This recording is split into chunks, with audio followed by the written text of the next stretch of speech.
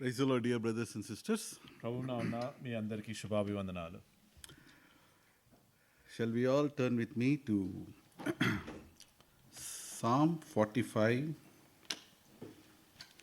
నాతో పాటు అందరూ కీర్తన 40 అధ్యాయానికి రండి. 11th verse. 11వ వచనము. We will collectively read this verse. అందరం కలిసి బిగ్గరగా స్పష్టంగా ఈ వచనాన్ని చదువుకుందాం. So shall the king greatly desire thy beauty, for he is the Lord, and worship thou him.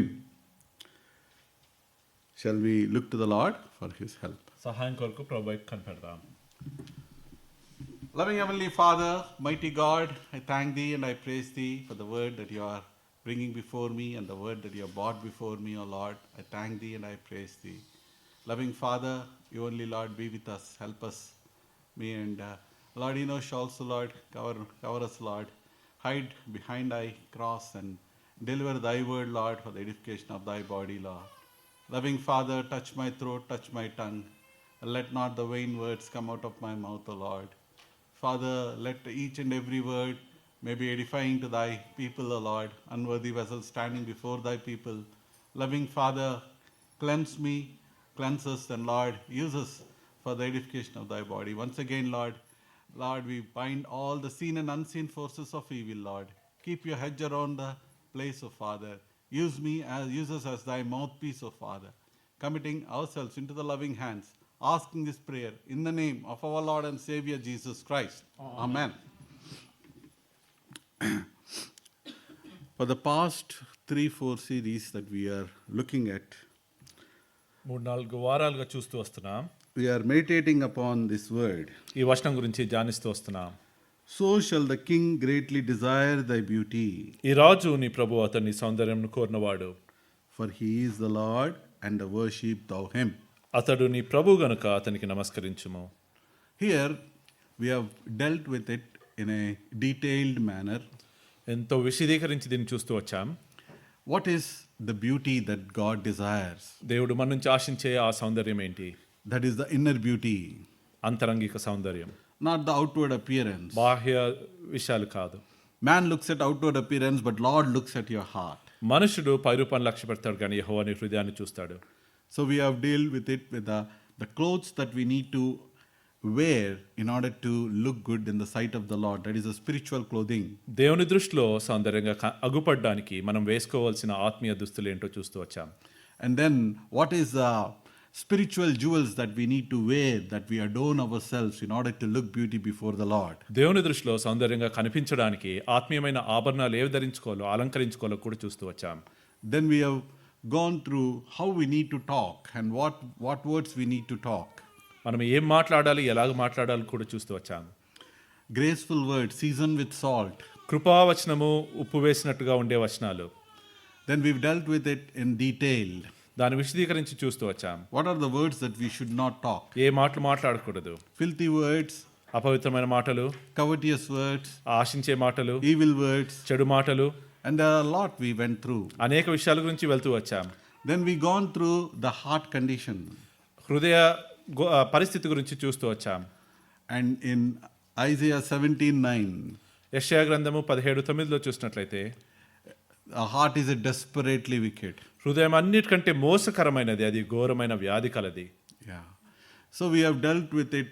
How about what we got to do with the heart condition? ఈ హృదయ పరిస్థితి గురించి ఏం చేయాలో కూడా దాని గురించి ఆలోచిస్తూ వచ్చాం. In the heart we have pride.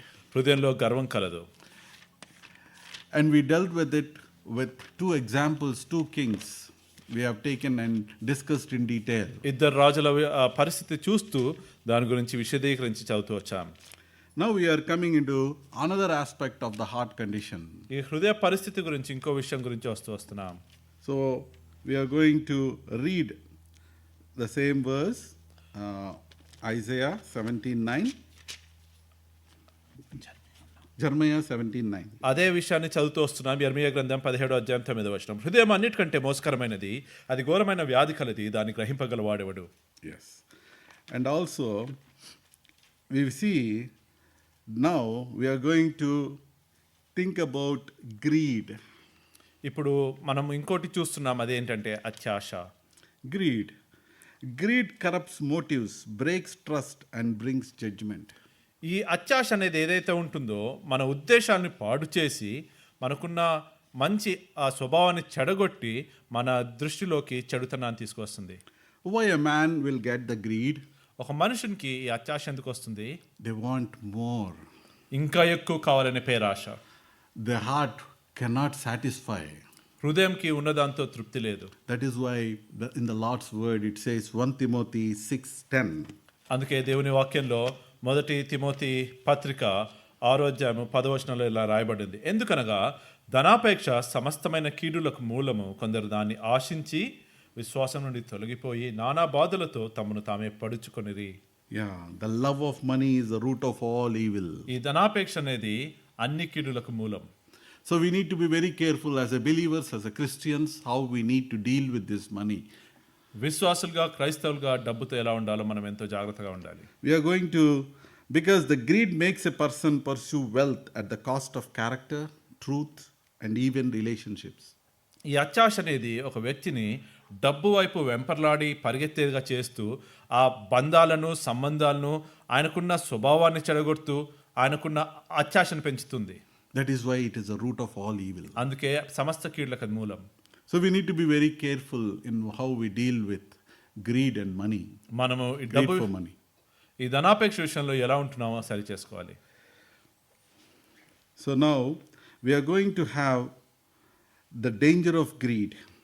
ఈ ధనాపేక్ష యొక్క కీడును చూస్తూ వస్తున్నాం.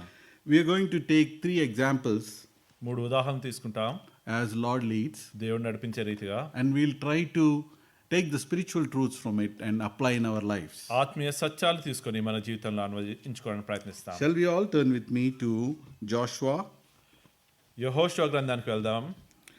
7th chapter, 7వ అధ్యాయము. and we all know this story by hearted, probably. బహుశా మనందరికీ సుపరిచితమైన కథ అనుకుంటున్నా. So here we're going to read 7th chapter. If you could read 7th chapter, 7వ అధ్యాయాన్ని చూద్దాం. and we will read from 7:10 to 21. 10 నుంచి 21 వరకు చదువుకుందాం. If you could anybody read, please. యెహోవా యెహోషువతో ఇట్లన్ను, లెమ్ము నీవేళ ఇక్కడ ముఖము నేల మోపుకుందువు. ఇశ్రాయేలీయుల్లో పాపం చేసి ఉన్నారు. నేను వారితో చేసిన నిబంధనను వారు మీరి ఉన్నారు. శపితమైన దాన్ని కొంత తీసుకుని దొంగిలి బొంకి తమ సామాన్లో దాన్ని ఉంచుకొని ఉన్నారు. కాబట్టి ఇశ్రాయేలీయుల శాపగ్రస్తులై తమ శత్రువుల ఎదుట నిలవలేక తమ శత్రువుల ఎదుట వెనుక తిరిగిరి. శాపగ్రస్తులైన వారు మీ మధ్య నుండకుండా మీరు వారిని నిర్మూలన చేసితేనే తప్ప నేను మీకు తోడై ఉండను. నీవు లేచి జనములను పరిశుద్ధపరచి వారితో ఇలాగు చెప్పుము, రేపటికి మిమ్మల్ని మీరు పరిశుద్ధపరచుకునుడి. ఇశ్రాయేలీయుల దేవుడైన యెహోవా సెలవిచ్చినదేమనగా, ఇశ్రాయేలీయులారా, మీ మధ్య శాపగ్రస్తమైన ఒకటి కలదు. మీరు దానిని మీ మధ్య నుండకుండా నిర్మూలం చేయ వరకు మీ శత్రువుల ఎదుట మీరు నిలవలేరు. ఉదయంన మీ గోత్రముల వరుసను బట్టి మీరు రప్పింపబడుదురు. అప్పుడు యెహోవా ఏ గోత్రమును సూచించునో అది వంశముల వరుస ప్రకారము దగ్గరకు రావాలను. యెహోవా సూచించిన వంశము కుటుంబముల ప్రకారము దగ్గరకు రావాలను. యెహోవా సూచించిన కుటుంబము పురుషుల వరుస ప్రకారము దగ్గరకు రావాలను. అప్పుడు శపితమైనది ఎవని యొద్ద దొరుకునో వానికి కలిగిన వారందరినీ అగ్నిచేత కాల్చివేయవలను. ఏలనగా వాడు యెహోవా నిబంధన మీరి ఇశ్రాయేలీయులతో దుష్కార్యం చేసిన వాడనేను. కాబట్టి యెహోషువ ఉదయంన లేచి ఇశ్రాయేలీయులను వారి గోత్రముల వరుసను బట్టి దగ్గరకు రప్పించినప్పుడు యూదా గోత్రం పట్టుబడెను. యూదా వంశం దగ్గరకు రప్పించినప్పుడు జర్హేనీయుల వంశం పట్టుబడెను. జర్హేనీయుల వంశమును పురుషుల వరుస దగ్గరకు రప్పించినప్పుడు జబ్దీ పట్టుబడెను. అతని ఇంటి పురుషుల వరుస దగ్గరికి రప్పింపబడినప్పుడు యూదా గోత్రములోని జెరహు ముని మనమడును జబ్ది మనమడును కర్మి కుమారుడైన ఆకాను పట్టుబడును.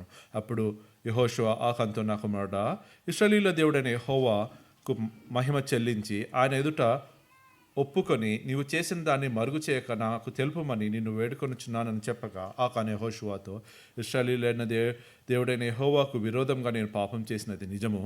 దోపుడు సొమ్ములో ఒక మంచి షీనారు పైవస్త్రమును 200 తులముల వెండి 50 తులముల ఎత్తుగల ఒక బంగారు కమ్మి నేను చూచి వాటిని ఆశించి తీసుకొంటిని. అదిగో నా డేరా మధ్య అవి భూమిలో దాచబడి ఉన్నవి. ఆ వెండి దాని కింద ఉన్నదని ఉత్తరమిచ్చి తాను చేసినదంతయు ఒప్పుకొను. అప్పుడు యెహోషువ దూతలను పంపగా వారు ఆ డేరా ఎద్దుకు పరిగెత్తి వచ్చినప్పుడు ఆ డేరాలో దాచబడి ఉండెను. ఆ వెండి దాని క్రింద నుండెను. Here we see, we all know this, how Achan had sinned against the Lord. ఇక్కడ మనం తెలిసిన రీతిగా ఆకాను దేవునికి విరోధంగా ఎలా పాపం చేశాడు. God's instruction to Israelites are very simple and clear. దేవుడు ఇశ్రాయేలీయులకు ఇచ్చిన సూచనలు ఆజ్ఞ ఎంతో స్పష్టంగా ఉన్నాయి. God said in 6th chapter, 17th verse, and the city shall be accursed, even it and all therein to the Lord, only Rahab the harlot shall live, she and all that are with her in the house, because she hid the messengers that was sent. And 18th also, and ye in any wise keep yourself from the accursed thing, lest ye make yourself accursed. When ye take of all the accursed thing and make the camp of Israel a curse and trouble it, but all silver and gold and vessels of brass and iron are consecrated unto the Lord, they shall come into the treasure of the Lord. 6వ అధ్యాయం 17-19 వచనాలు చదివినట్లయితే, ఈ పట్టణంలో దీనిలోనున్నది యావత్తును యెహోవా వలన శపింపబడెను. రాహాబను వేశ్య మనము పంపిన దూతలను దాచిపెట్టెను గనుక ఆమెయు ఆ ఇంటనున్న వారందరూ మాత్రమే బ్రతుకుదురు. శపింపబడిన దానిలో కొంచెమైనను మీరు తీసుకొనిన ఎడల మీరును శాపగ్రస్తుల ఇశ్రాయేలీయులలో శాపమును తెప్పించి దానికి బాధ కలుగ జేయుదురు గనుక శపింపబడిన దానిని మీరు ముట్టకూడదు. వెండియు బంగారు ఇతడి పాత్రలను ఇనుప పాత్రలను యెహోవాకు ప్రతిష్ఠితమగును, వాటిని యెహోవా ధనాగారంలో నుంచవలెను. God's command is very clear. Everything is accursed because it is Jericho. A God accursed things you should not touch. దేవుడు ఎంతో స్పష్టంగా వారికి ఆజ్ఞ ఇచ్చి ఉన్నాడు. ఇదంతా శపితమైనది, యెరికోలో ఉన్నదంతయు కూడా దేవుడు శపించాడు కనుక దాన్ని తాకకూడదు. And very clearly says the gold and silver should be bought into the treasure of the Lord. ఎంతో స్పష్టంగా దేవుడు సెలవిస్తూ వచ్చినాడు, ఈ బంగారు వెండి అన్నీ కూడా దేవుని యొక్క ధనాగారంలోనికి తీసుకురావాలి. Why Joshua and Israelites could able to win a great victory during the war against Jericho, but they could able to fail in a small city called Ai. ఈ యెహోషువ ఇశ్రాయేలీ ప్రజలందరూ కూడా ఈ గొప్ప పట్టణమైన యెరికో విరోధంగా పోరాడి గొప్ప విజయాన్ని ఎలా పొందగలిగారు? హాయ్ అన్న చిన్న పట్టణంతో పోరాడి ఎలా ఓడిపోయారు? It is difficult. See, we could see we are not measuring about the quantity or the number of people in Jericho. They could able to win very easily, but coming to the Ai, they would defeat it. They would defeat it utterly. What is the reason behind? It is not the enormous people in Jericho or enormous people in Ai, but they are very less numbered. Even then they could not get the victory in that place. ఈ గొప్ప పట్టణమైన యెరికోలో అంతమంది సైన్యం ఉన్నప్పటికీ కూడా వారు దానికి విరోధంగా పోరాడి ఎలా జయాన్ని పొందారు? ఈ హాయ్ అన్న చిన్న పట్టణానికి తక్కువ మంది సైన్యం ఉన్నా కూడా దాని చేతిలో ఎలాగో ఓడిపోయారు. Here there is a secret in the word of God. దేవుని వాక్యంలో ఒక రహస్యం ఉన్నది. In 7th chapter 13th verse, 7వ అధ్యాయం 13వ వచనంలో గమనించినట్లయితే, up sanctify the people and say, sanctify yourself against tomorrow, for thus saith the Lord God of Israel, this is an accursed thing in the midst of thee, O Israelites, thou cannot stand before thy enemies until ye take away the accursed thing from among you.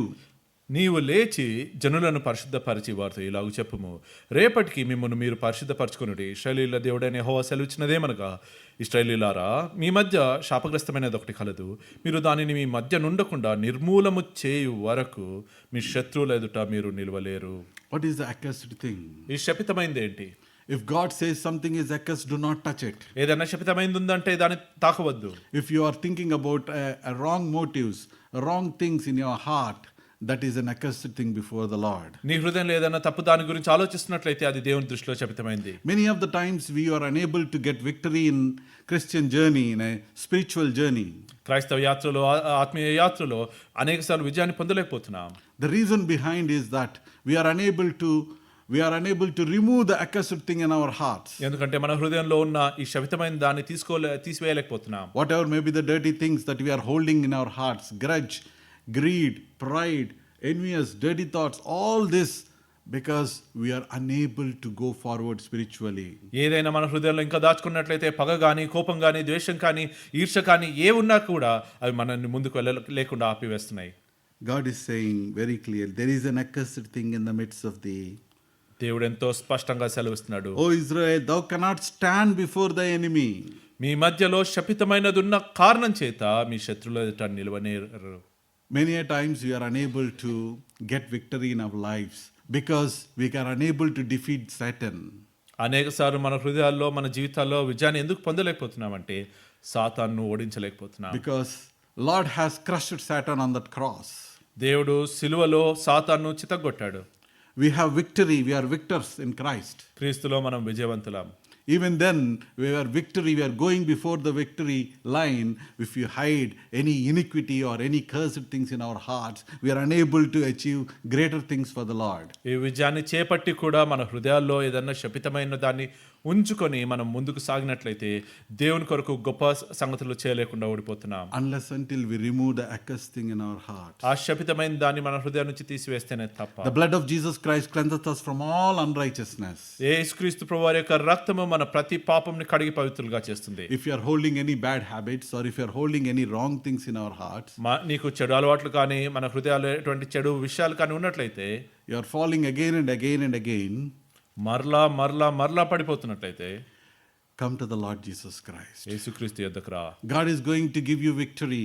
దేవునికి విజయాన్ని ఇవ్వబోతున్నాడు. Because we are already on the victor line. ఎందుకంటే ఆ విజయ భూమి మీద ఉన్నావు. We need to remove all the wrong things, ask forgiveness and ask repentance and let the Lord work inside in our hearts. ఈ తప్పు విషయాలన్నీ తీసివేసి దేవుని యొద్దన క్షమాపణ కోరి దేవుని హృదయంలో వాటన్నిటిని తొలగించినట్టు నువ్వు ఒప్పుకో.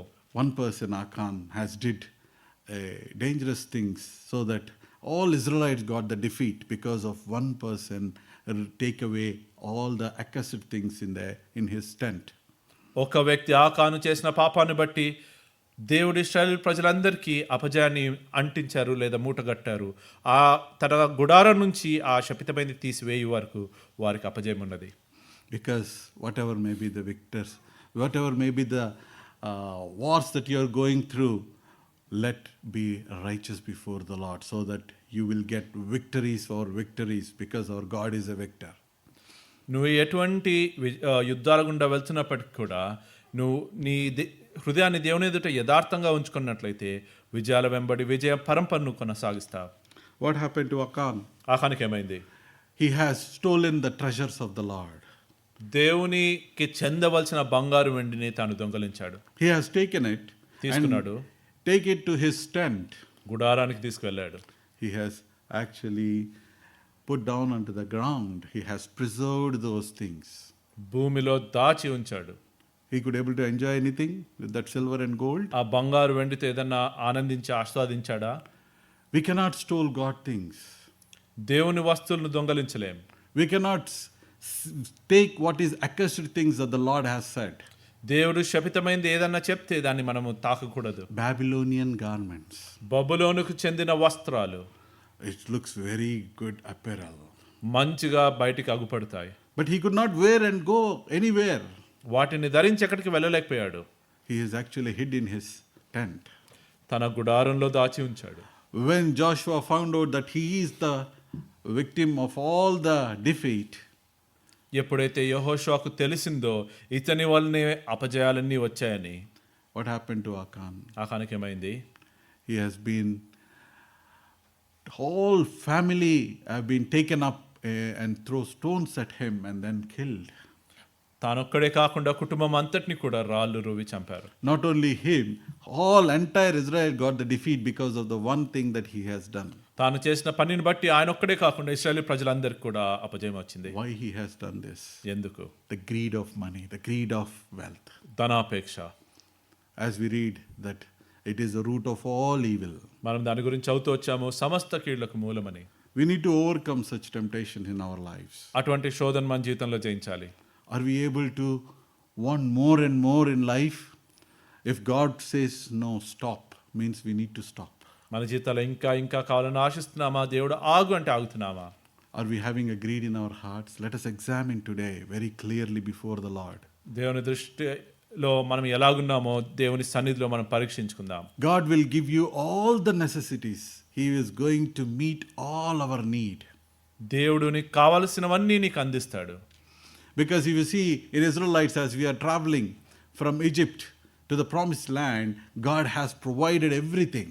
ఇశ్రాయేలు ప్రజలు ఐగుప్తు నుంచి ఆ వాగ్దాన దేశానికి వెళ్తున్న తరుణంలో వారికి కావాల్సినవన్నీ దేవుడే సమకూర్చాడు. What are the necessities that they want? Their clothes did not torn, their clothes did not gone away, వారి దుస్తులు చిరగలేదు, పిగిలిపోలేదు. even their sandals are not being torn, and they have been given manna from heaven, they've been well fed.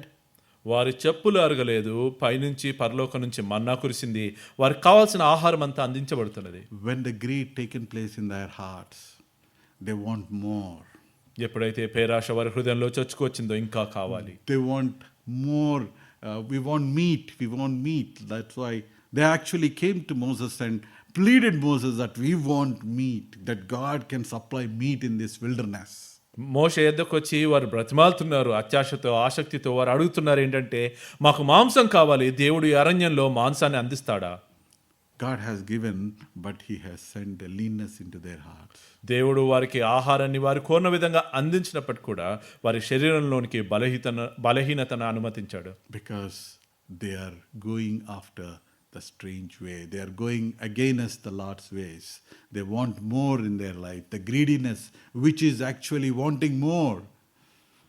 వారు ఎందుకంటే దేవుని విడచి వేరైన అన్య మార్గంలో ప్రయాణిస్తున్న రీతిగా వారికి ఉన్న దానికంటే వారు దేవుడు అనుగ్రహించిన దానికంటే ఇంకా కావాలన్న పేరాశతో ప్రయాణించారు. Even in the advertisement, we see Pepsi advertisement. What it says?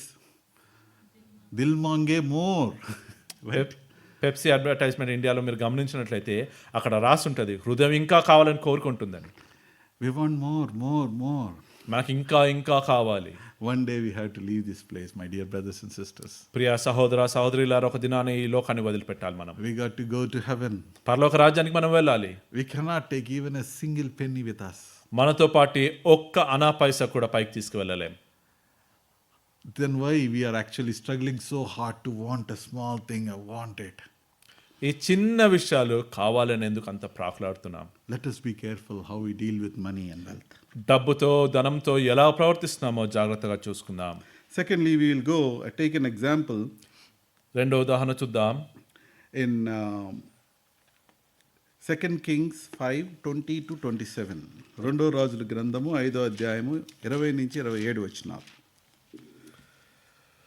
అంతటా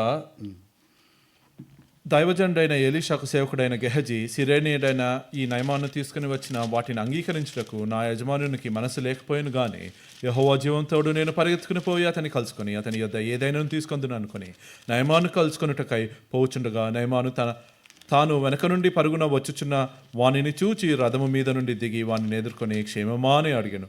అతడు క్షేమమే అని చెప్పి నా యజమానుడు నా చేత వర్తమానం పంపి ప్రవక్తల శిష్యులలో 2 యవనస్తులు ఎఫ్రాయిము మన్యము నుండి నా యొద్దకు ఇప్పుడే వచ్చిరు గనుక నీవు వారి కొరకు 2 మనుగుల వెండియో 2 దుస్తుల బట్టలను దయచేయమని సెలవిచ్చి చున్నాడనేను.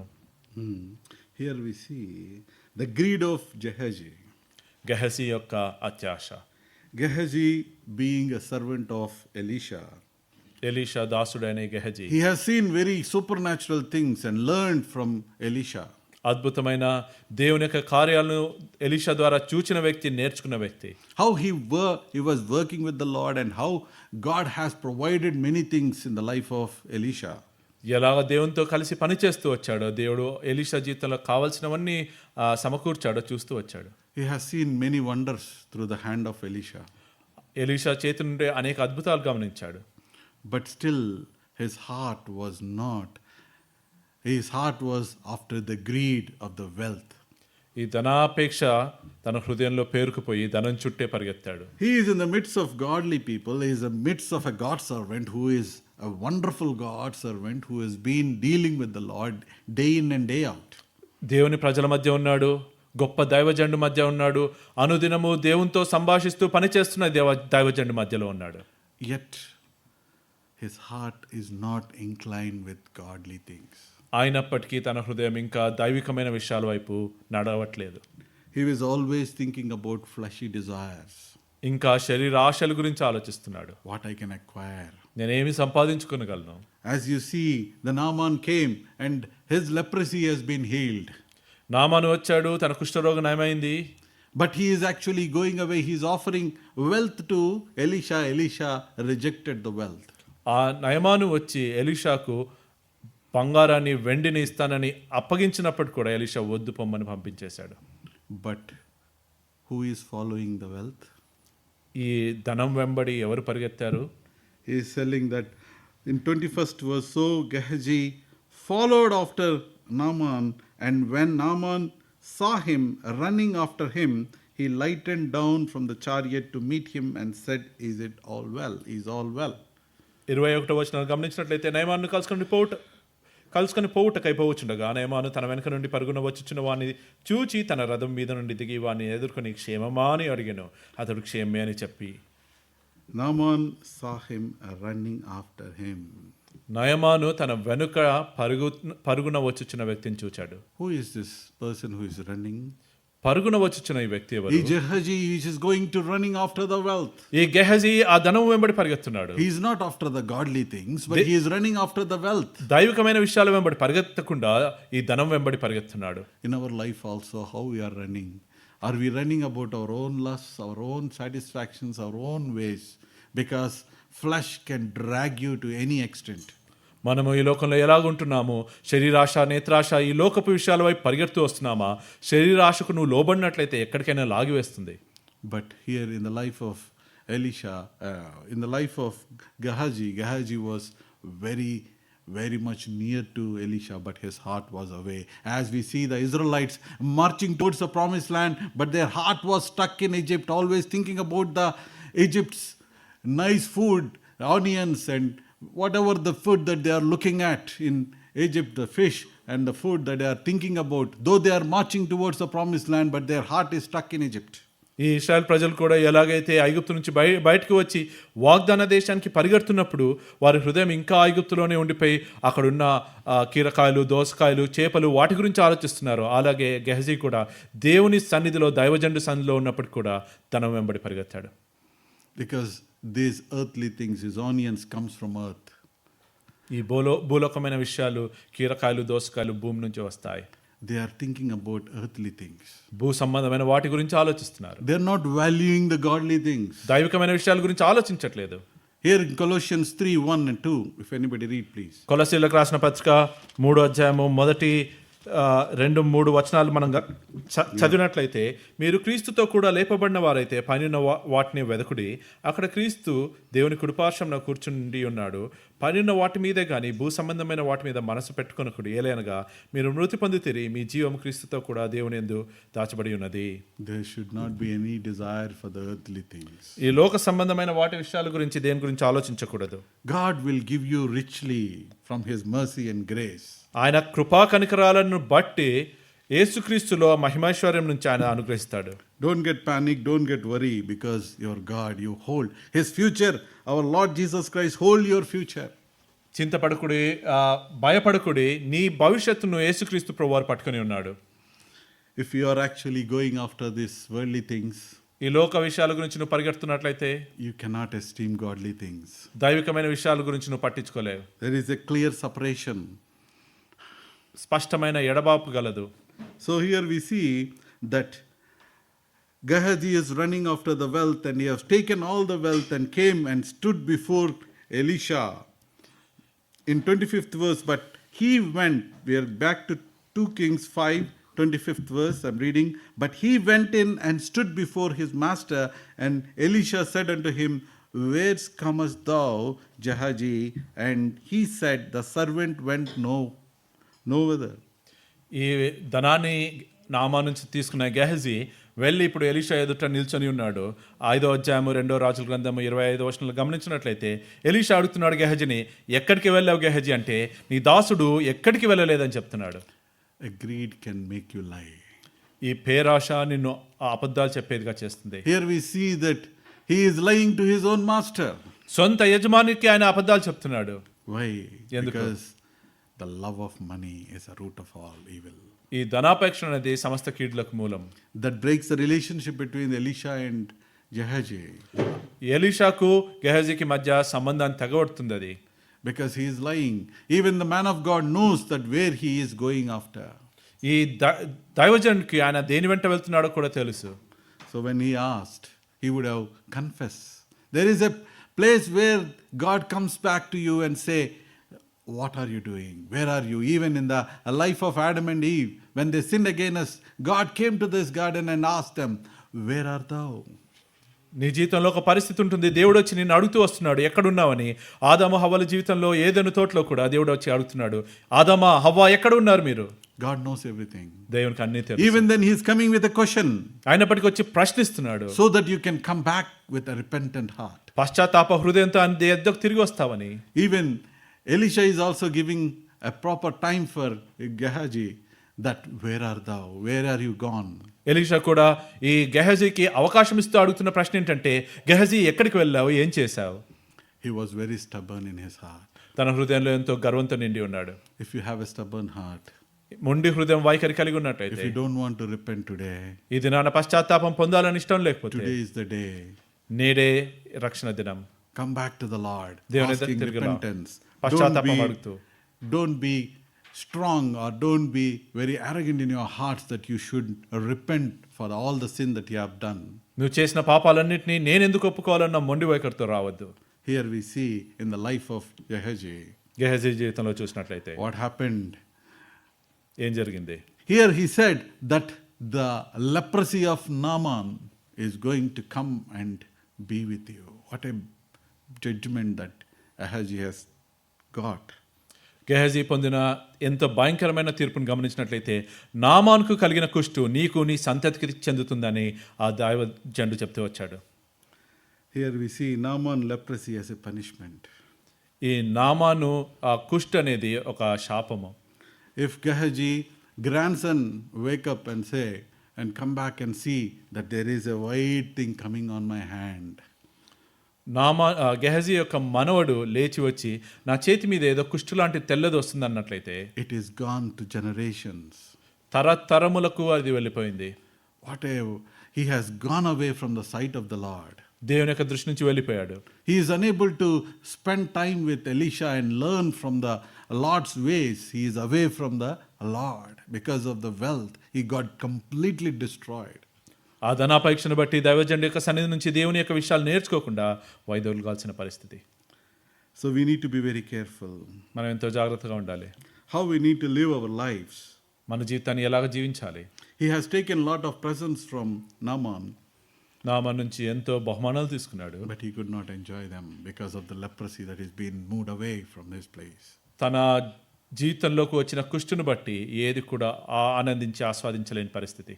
We need to remember and reminded of the word of God that we need to be careful how we live our lives here in this earth. ఈ లోకంలో మన జీవితాన్ని ఎలా జీవిస్తున్నామని ఎంతో జాగ్రత్తగా చూసుకోవాలి. Another example and then we will go. Matthew's Gospel 26:14-16. మత్తయి సువార్త 26వ అధ్యాయము 14 నుంచి 26వ వచనం వరకు మనం ఇంకో ఉదాహరణ చూసినట్లయితే, Anybody read please.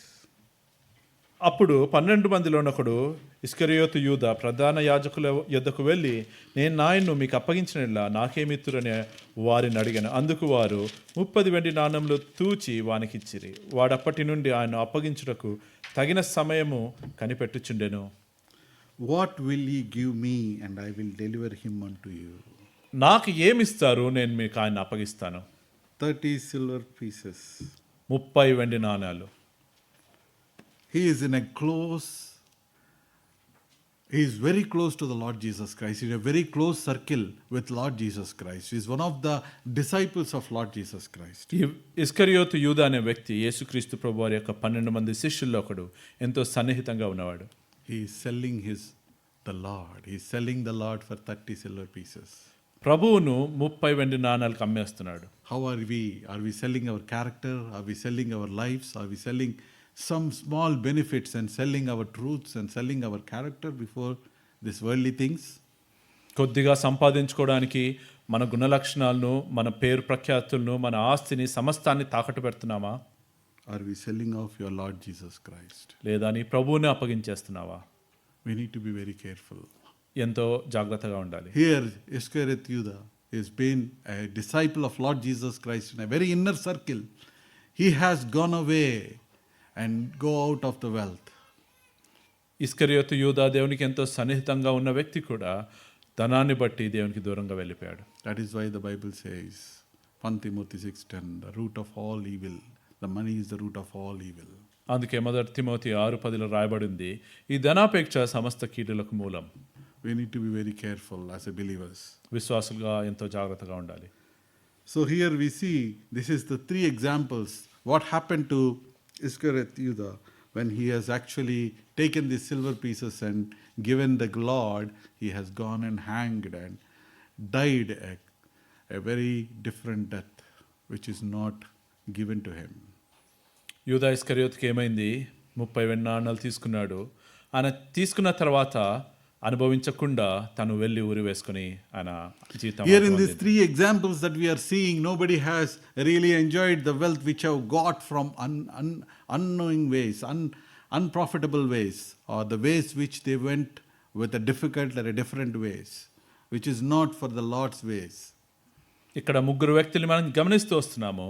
వారు ముగ్గురు కూడా సంపాదించిన అక్రమార్జనతో వచ్చిన ధనము వారు అనుభవించకుండానే వారు అంతమందారు. So we need to be very careful. Don't try to grab something which is not God is giving to you. దేవుడు నీకు ఇవ్వని దాన్ని లాక్కోవాలని ప్రయత్నించకు. Many a times we see there are a lot of examples, but in Genesis also we see how Abraham and Lot, and even Lot has seen the wonderful garden-like things, and then he attracted to those things and got destruction at the end. Abraham లోతు జీవితంలో ఆది కాండంలో కూడా మనం గమనించినప్పుడు ఈ లోతు అందంగా బయటికి కనిపించే వాటి వైపు చూసి ఆయన ఆకర్షించబడి వైదొలిగాడు. So in our lives also, don't get attracted. All glitters are not gold. మెరిసే ప్రతిది కూడా బంగారం కాదన్న రీతిగా నువ్వు దేని వైపు పరిగెత్తవద్దు. Don't try to drag or grab something more which is not right. God gives you abundantly. He has give you abundantly, and He is the Lord who bless you abundantly in all riches and honor. But don't try to take more and more if God is not permitting you. దేవుడు సమస్తాన్ని నీకు అనుగ్రహించేవాడు. ఆశించిన దానికంటే అత్యధికంగా ఆశీర్వదించే ఆ దేవుడు నీకు ఇవ్వని దాన్ని, నీకు కాని దాన్ని నువ్వు ఆశించి దాని కొరకు వెంపర్లాడవద్దు, లాక్కోవాలని ప్రయత్నించవద్దు. So here, how we gonna go after this? In Proverbs 4:23. దీని తర్వాత మనం ఎలాగ వెళ్తాము? మనము సామెతలు 4:23 కానీ గమనించినట్లయితే, Keep your heart with all diligence, for out of it spring the issues of life. నీ హృదయంలో నుండి జీవధారాలు బయలుదేరును కాబట్టి అన్నిటికంటే ముఖ్యంగా నీ హృదయంను భద్రముగా కాపాడుకొనుము. We need to keep our heart with all diligence. హృదయాన్ని భద్రంగా కాపాడుకోవాలి. Stay content. ఉన్నదాంతో తృప్తి పొందాలి. Hebrews 13:5. హెబ్రీయులకు రాసిన పత్రిక 13:5. Be content with what you have. మీకున్న దానితో తృప్తి కలిగి ఉండుడి. Live with eternal perspective. రాబోయే దినం వాటి గురించి ఆశిస్తూ పరిగెత్తండి. In Matthew's Gospel 6:19-21. మత్తయి సువార్త 6:19-21 వరకు గమనించినట్లయితే, Anybody read, please? భూమి మీద మీ కొరకు ధనమును కూర్చుకొనవద్దు, ఇక్కడ చిమ్మటయు తుప్పును తినివేయును, దొంగలు కన్నము వేసి దొంగలేదరు. పరలోకమందు మీ కొరకు ధనము కూర్చుకొనిడి, అచ్చట చిమ్మటైనను తుప్పైనను దాన్ని తినివేయదు, దొంగలు కన్నము వేసి దొంగిలరు. నీ ధనం ఎక్కడ నుండునో అక్కడే నీ హృదయం ఉండును. Where your treasure, there your heart is. నీ ధనం ఎక్కడ ఉంటుందో నీ హృదయం కూడా అక్కడే ఉంటుంది. Try to get wealth in heaven, not in earth. పరలోక రాజ్యంలో నీ ధనాన్ని పొందడానికి నువ్వు పరిగెత్తు, ఈ లోకంలో కాదు. Do the things which God wants us to do. దేవుడు నిన్ను ఏది చేయాలని ఆశిస్తున్నాడు ఆ కార్యాలు చేయి. Then you will have mansions in heaven, not on earth. పరలోక రాజ్యంలో భవంతులు నీకు అప్పుడు ఉంటాయి, ఇక్కడ కాదు. So let us have this mind that how we need to follow the Lord. యేసుక్రీస్తుని ఎలా వెంబడించాలన్న మనసు మనం కూడా కలిగి ఉందాం. God is ready to give you a good heart, a new heart, and to put a new spirit within you. Ezekiel 36:26. I will give you a new heart and put a new spirit within you. Ezekiel గ్రంథము 36:26 చెప్పబడిన రీతిగా దేవుడు మనకు నూతన హృదయాన్ని ఇచ్చి అందులో నూతన ఆత్మను ఉంచుతానని చెప్తున్నాడు. Only God can heal the heart and replace the greed with generosity and contentment. దేవుడు మాత్రమే ఈ హృదయాన్ని బాగు చేసి అత్యాశను తీసివేసి ధారాళత్వాన్ని నీకు దయచేస్తాడు. For the reflections today, are we going to take a couple of reflections? Is my heart being ruled by the love of money or by the love of Christ? ఇంటికి వెళ్ళే ముందుగా మనల్ని మనం పరీక్షించుకుందాము. నా హృదయము దేవుణ్ణి ప్రేమిస్తూ దాని వైపు పరిగెడుతుందా, లేదా డబ్బు ధనాపేక్ష వైపు ఉన్నదా?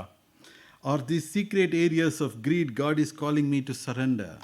నా హృదయంలో ఉన్న ఈ అంతరంగమైన ధనాపేక్షను దేవుడు అప్పగించమని అడుగుతున్నాడా? Will I ask God to give me a clean heart and renew a right spirit within me? నాకు నూతనమైన హృదయాన్ని ఇచ్చి నూతనమైన ఆత్మను దయచేయమని దేవుణ్ణి అడగాల.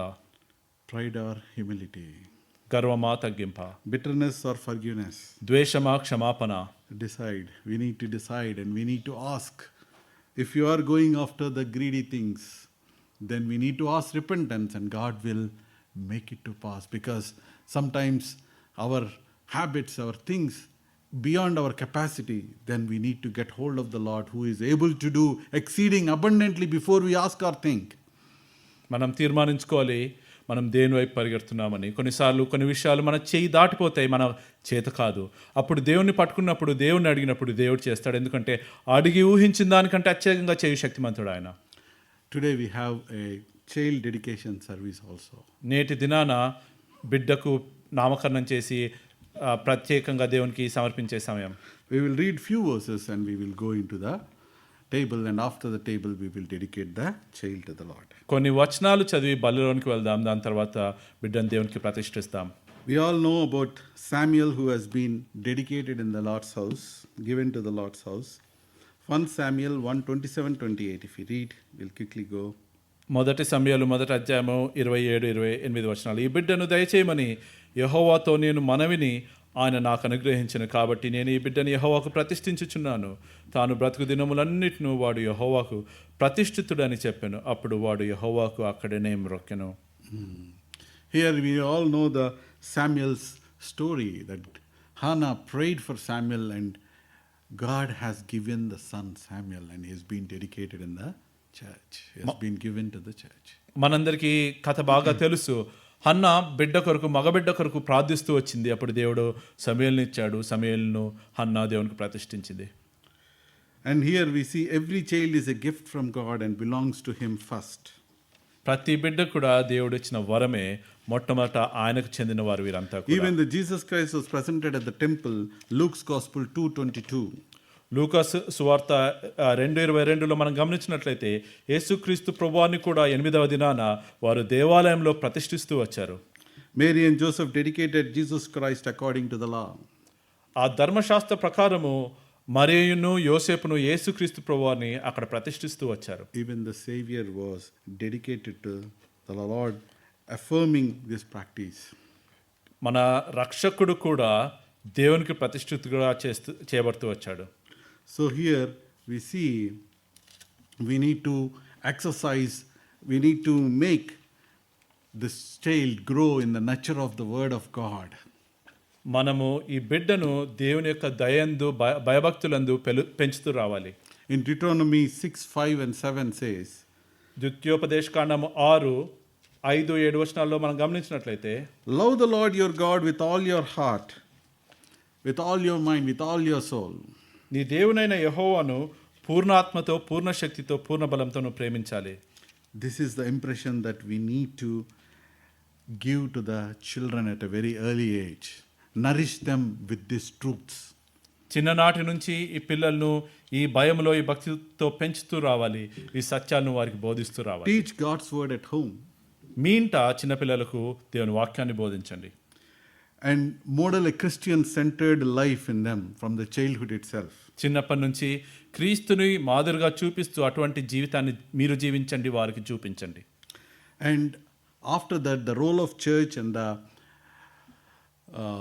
teachers who are teaching the little ones are all now will come and nourish them in that way in the church. Like Sunday school teachers, they will also train them in the church. But initial training has to be done at home. అటు తరువాత దేవుని యొక్క మందిరంలో Sunday school టీచర్లు వీరంతా దేవుని యొక్క భయంలో, భక్తితో పెంచుతూ వస్తారు. కానీ మొట్టమొదట ఇంటి నుంచి ప్రారంభం అవ్వాలి ఇది. Proverbs 22:6 says, సామెతలు 22:6 ఇలా సెలవిస్తున్నది. train up a child in the way he should go. When he is old, he will not depart from it. బాలుడు నడవలసిన త్రోవను వానికి నేర్పుము, వాడు పెద్దవాడైనప్పుడు దాని నుండి తొలగిపోడు. We need to train from childhood. చిన్నప్పటి నుంచి వారికి తర్ఫీదు ఇవ్వాలి. Sometimes, if we see many people, I was heard from my even close relatives, they come back and say, see, this child is very nice initially, but as he grows to the 10th class, he is becoming arrogant. He is not even hearing the voice of mother or father. నా సమీప బంధువుల నుంచి ఈ మాట వింటూ వచ్చాను. ఈ చిన్నపిల్లవాడు చిన్నప్పుడు మంచిగా ఉన్నాడు, కానీ ఇప్పుడు పెద్దయ్యాడు, 10వ తరగతి వచ్చాడు, ఆయన తల్లి మాట కానీ తండ్రి మాట కానీ వినట్లేదు. Why? Because you need to train a child when he is very, very small. We need to train the child in the way he should go from the initial days. ఎందుకంటే చిన్నపిల్లవాడిని చిన్నప్పటి నుంచి దేవుని మార్గంలో ఎలా పెరగాలో వారికి నేర్పించాలి. If he is not trained in that way, he becomes arrogant when he reaches even 15 or 16 years old. 15, 16, 17 సంవత్సరాలు వచ్చినప్పుడు ఎంతో గర్విష్ఠులుగా పొగరబోతులుగా తయారవుతారు. Initially we are very nice, very cute, very nice. Whatever they give, we ask, we give. And we spoil the child sometimes because of pampering, too much of pampering. చిన్నప్పుడు ఎంతో ముద్దుగా ఉన్నారని వారు అడిగిందంతా వారి చేతిలో పెడితే ఆ ముద్దు గార్వం చేయడాన్ని బట్టి వారు చెడిపోతూ వస్తారు. We need to train in God's ways. దేవుని మార్గాల్లో వారిని పెంచుతూ రావాలి. We need to teach the word of God.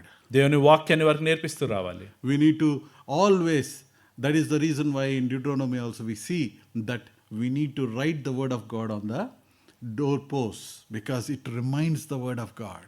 అందుకే ద్వితీయోపదేశ కాండంలో కూడా రాయబడిన రీతిగా ఆ ద్వారము కమ్మీల మీద వారికి దేవుని వాక్యాన్ని రాయి, ఎందుకంటే అది వారికి నేర్పిస్తుంది. Train up a child in the way he should go.